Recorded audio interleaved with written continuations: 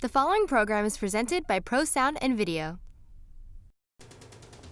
Good morning and welcome to Broward Teen News. We're here at Cooper City High School to take a look at what's been happening in the community. Today, we'll be taking a look at An ice cream drive-by, virtual concerts, a magical dance program, and much more. I'm Isabella. and I'm Josh, and Broward Teen News starts now.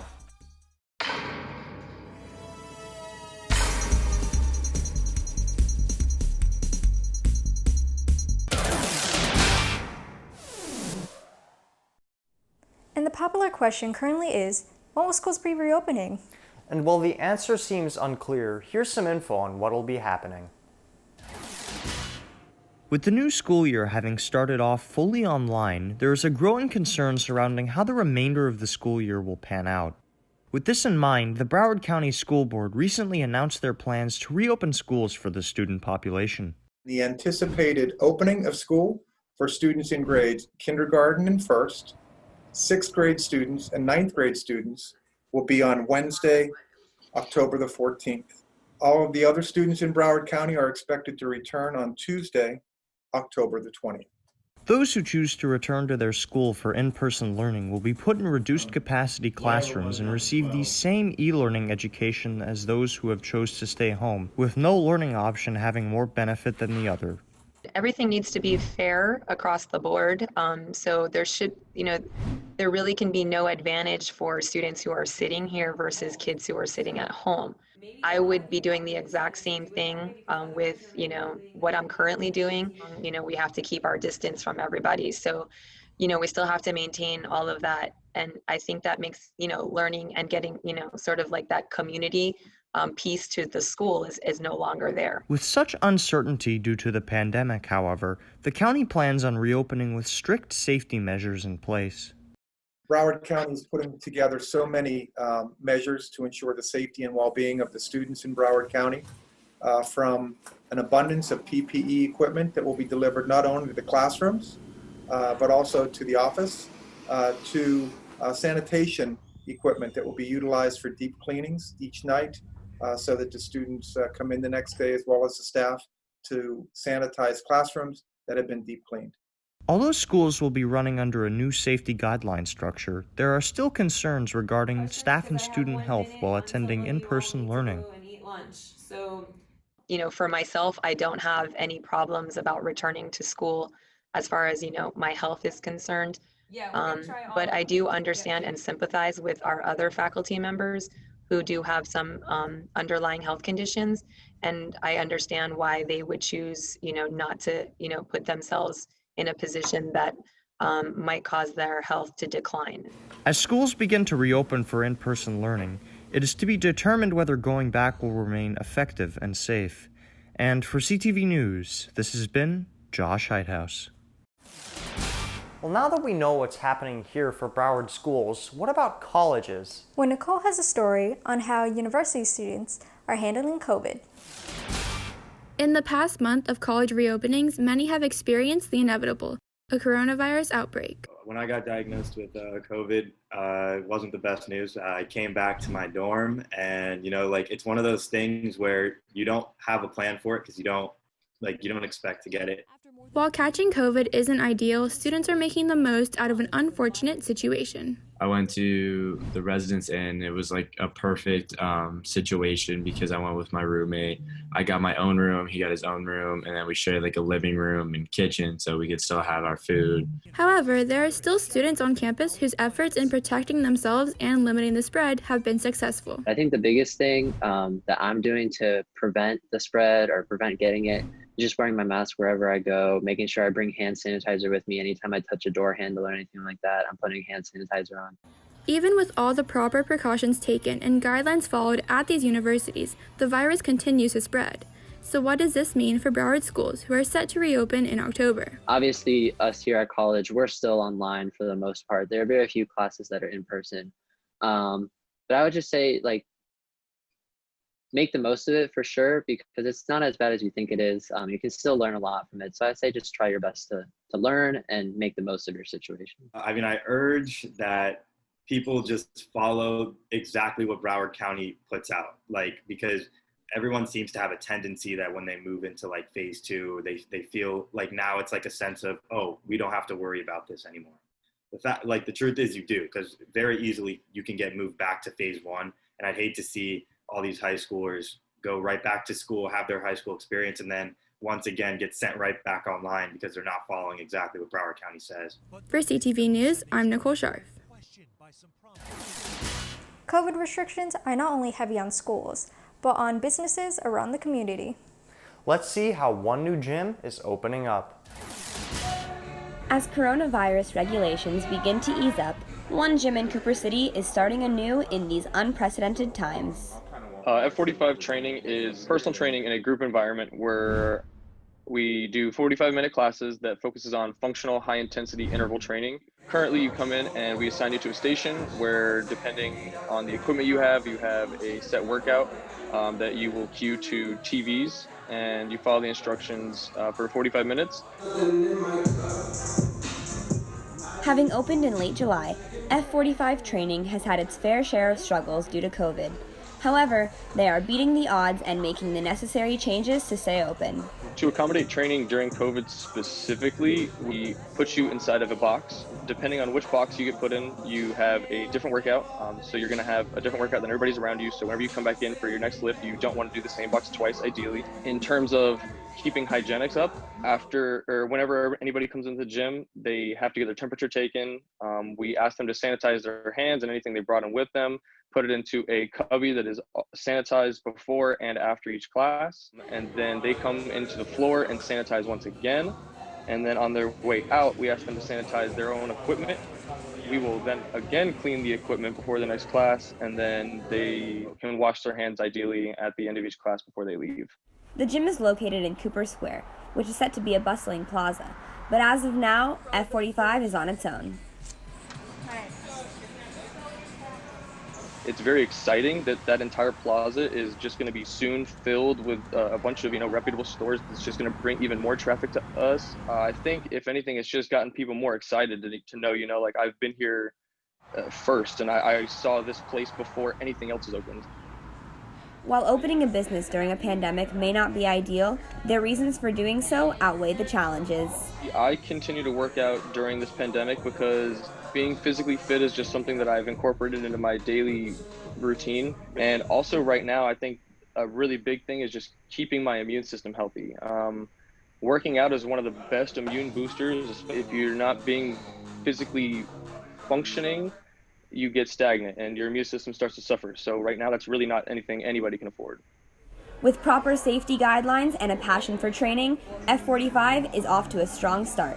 For CTV News, I'm Rebecca Salomon. It's great to see businesses in our community up and running. Speaking of communities, Cooper City held a very special drive-by for some of its citizens. Here's Grace with the story. Communities all around are doing their best to connect their citizens. However, Cooper City is going the extra mile to connect people of all generations. This last Sunday, we did our Grandparents' Day drive-through ice cream social event. We know that we wanted to do something for the community to kind of keep connected with them, and of course celebrate our grandparents and bridge that gap between the generations. At the event, they gave away pre-packaged bags of ice cream, spoons, toppings like sprinkles and cherries, and a then and now sheet to spark conversation between families. Well, it was something that a lot of people, like the comments that we were getting as they were coming through, is thank you so much. You're the only ones that ever remember this day. With a unique way of celebrating this year, around 150 families were able to spend the day together for the first time in a while. It's been challenging throughout the duration of COVID, and we're just trying to find exciting new ways of conducting our business as normal, and activities and resources and events. In a time that is so uncertain, it's helpful to have a community to look to that is focusing on spreading joy to everyone. For CTV News, I'm Grace Millay. Have a great day. Have a great day. Many things have been canceled, including concerts. Michael has some info on special concerts coming to you, but in your living room. Since the outbreak of COVID-19, many things in the daily lives of people have been canceled. Some of these events include concerts, but artists are finding new ways to entertain audiences despite the challenges the quarantine poses. I mean, I chose to go virtual entertainment. Because what's going on at the moment. I have no other way to reach my people, and this allows me to keep practicing. It allows me to keep that connection that I have with the people that follow me. I think virtual entertainment, especially nowadays with the pandemic, it's a great opportunity to enjoy entertainment with a family at home. And during this time of isolation, online entertainment has proven to be so successful for some that it may affect the way artists choose to reach their audience in the future.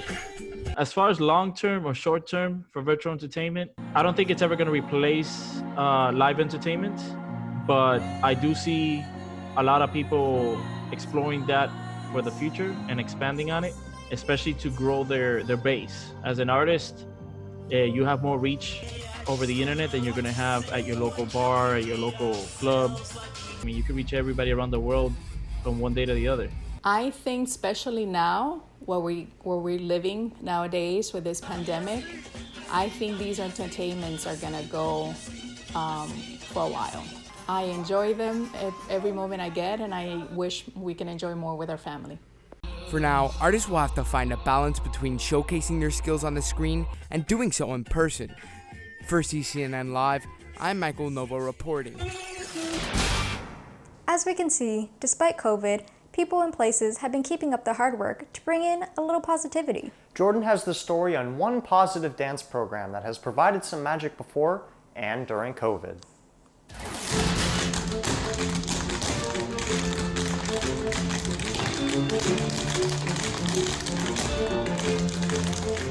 Dancing on Broadway or parading down Main Street USA at Disney may be a dream for some, but one special program makes that a reality.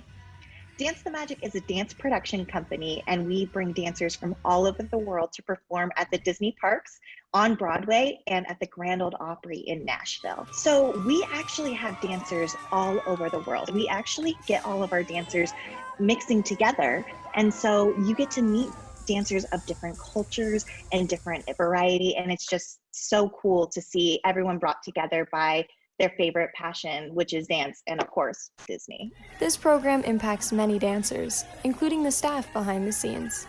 To me personally, Dance the Magic is really tugs at my heartstrings. To be a part of a legacy that's changed so many lives and just touched so many people, it warms my heart.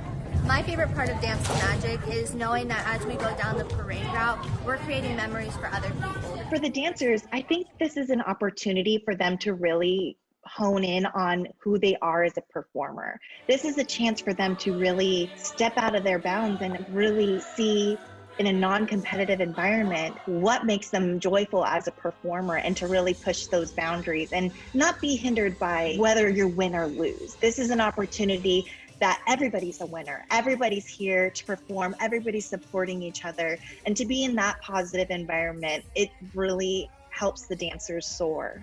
And while some dancers' schedules may be on pause, Dance the Magic believes it's important for the dance community to come together. COVID-19 has definitely affected Dance the Magic. With the Disney parks closing, we have had to cancel all of our events through the 2020 season. I personally feel it's important to keep our program going because right now, more than ever, I think we just need community, and the dance community in general is just a positive and engaging community for not only those that are working in the dance industry, but our youth. And while it's such a unprecedented time, we really do need to keep that magic in our hearts. And so for us, that's been really important, to try to keep the engagement, to keep the lightness, to keep the light at the end of the tunnel. Amidst the pandemic, Dance the Magic is continuing to keep the magic alive and the show going. For CTV News, this has been Jordan Winnick. To leave my whole heart. On Main Street, USA. Coming up, we'll take a look at one unique restaurant and more. But we'll be right back after these short messages. Hey guys, it's been almost 9 months since the World Health Organization first discovered the virus we now know as COVID-19. Let's take a look back at the major events. January 9th, Chinese officials in the World Health Organization say a new mysterious virus has sickened dozens and is a new strain of the SARS. Viral pneumonia. This mysterious new cluster of pneumonia cases is raising deep concerns here. January 21st, the CDC confirms the first U.S. coronavirus According case. to the CDC, the patient is in his 30s and traveled in November to Wuhan, China, the epicenter of the outbreak. He's currently quarantined at a hospital just north of Seattle. March 11th, the World Health Organization declares COVID-19 as a pandemic. Concerned both by the alarming levels. March 13th, Trump declares a national emergency and a travel ban on all non-U.S. To citizens. unleash the full power of the federal government in this effort today, I am officially declaring a national emergency. Two very big words. March 26th and 27th, the Senate approves the CARES Act that Trump then signs into action.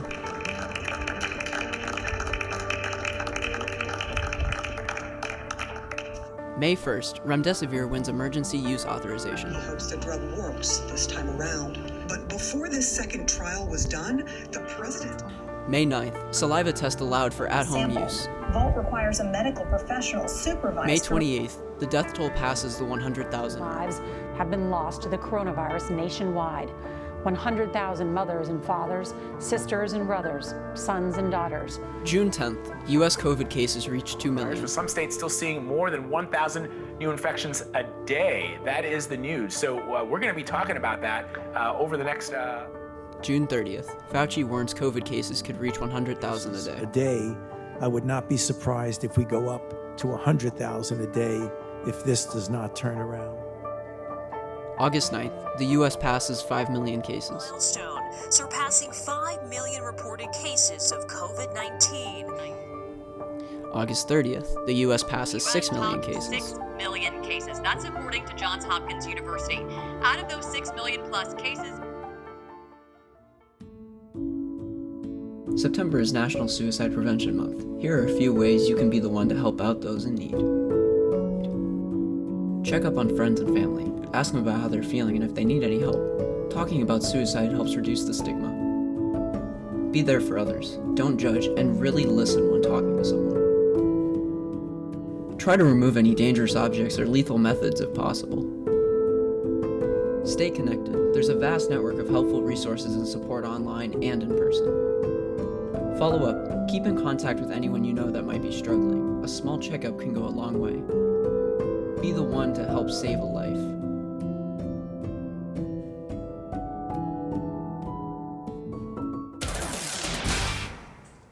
High schools are full of unique students. And CCHS comic book artist Sarah is no exception. Let's meet this creative individual.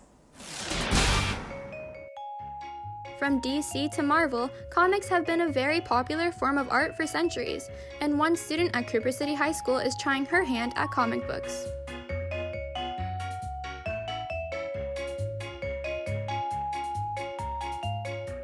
I started making comics when I was a kid. It was really bad before when I was younger because the boxes were too small, you could barely read it. But then as time grew over, I was like, you know, a lot of my friends enjoy comics. I wonder if I can show it to other people. So I started posting it on social media and a lot of people started really liking my comics and they're like, hey, can we see more of this stuff? So I thought to actually start taking it seriously. I downloaded programs on my tablet to draw cleaner and then I started off my first series. With these especially hard times that we're living in, Saria is using her comics as a vehicle for comedy to help brighten people's day. When I would show people my comics and they laughed at them, that made me feel really happy that people felt just as excited about the stuff that I put my heart into. Like something silly as a pun or a play on words, they would make people's day and I felt so happy that people would enjoy my work. Countless hours of painstaking work go into making these comics, and it would be hard to justify the workload, but for Saria, it's all worth it when she sees the final product. It's like a lot of work, but once you're finally done and you get to review over the final product, I feel really proud of myself. And I also get really excited to see how other people would react to it. And I draw every day, so to stop like permanently to ever write comics or art is something that's never gonna happen. By putting her pen to paper, Saria's comics managed to put a smile on people's faces. For CTV News, I'm Nicole Scharf.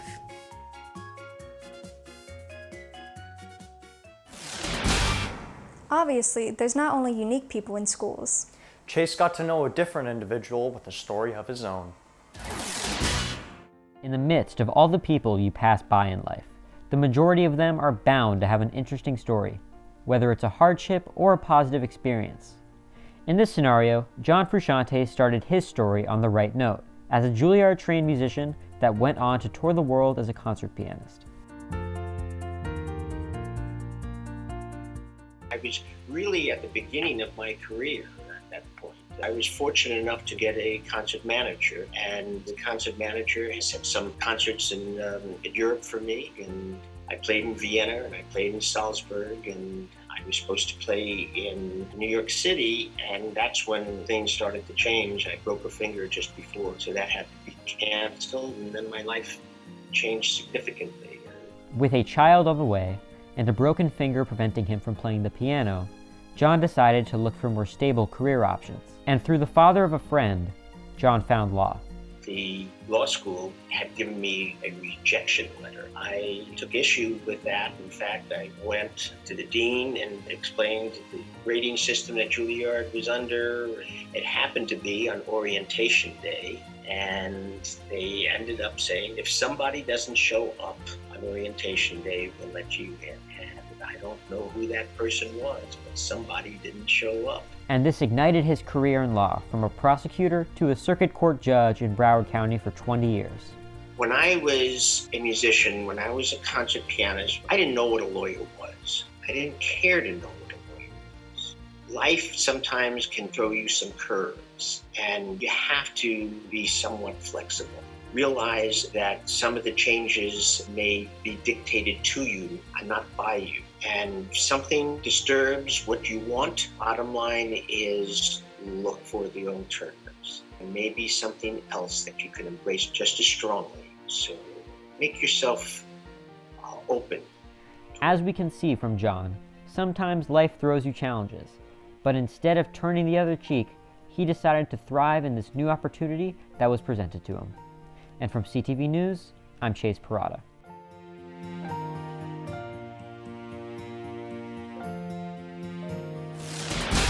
While we're on the topic of unique things, Florida is home to a diverse amount of cultures. Let's check out one special restaurant here in South Florida. Lincoln Road over recent years has become a staple for Miami, known around the city as a melting pot for many different cultures. Shops and restaurants such as Tapelia, owned by immigrants, have helped to unite both locals and tourists alike to form a place in which people from everywhere can come to indulge in the rich heritage of Miami.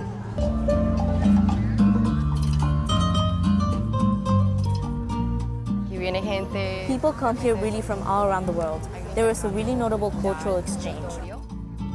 The city is 75% Latino, so I'm used to it. I like the culture. It's warm, it's like a family.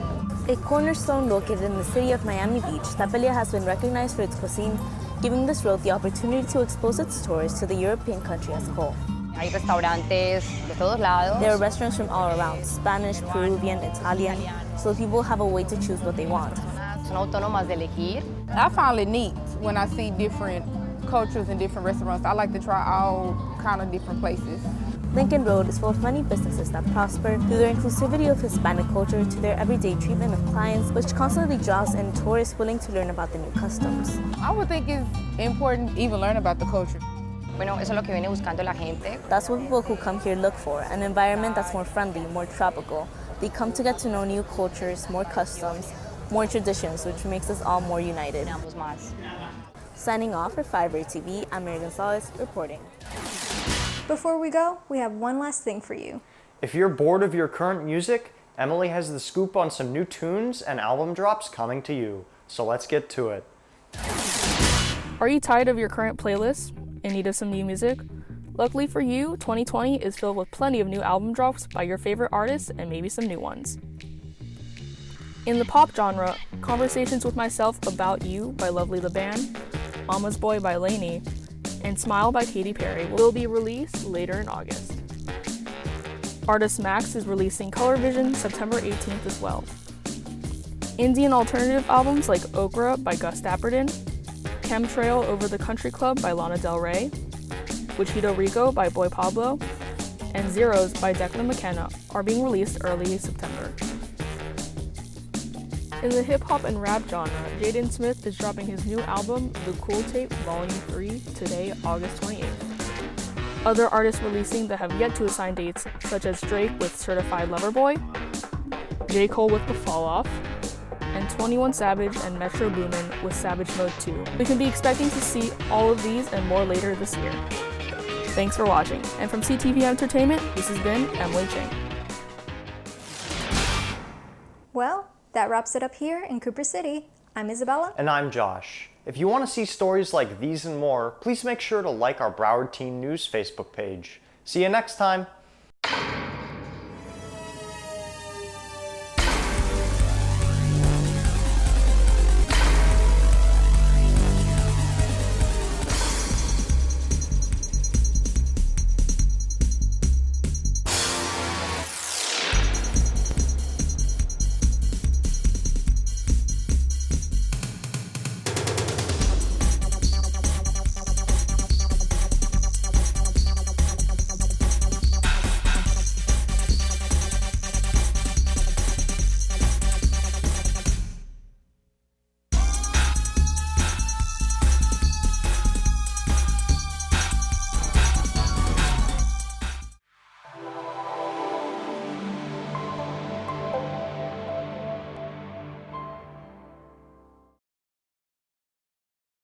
Broward Teen News was brought to you by ProSound and Video.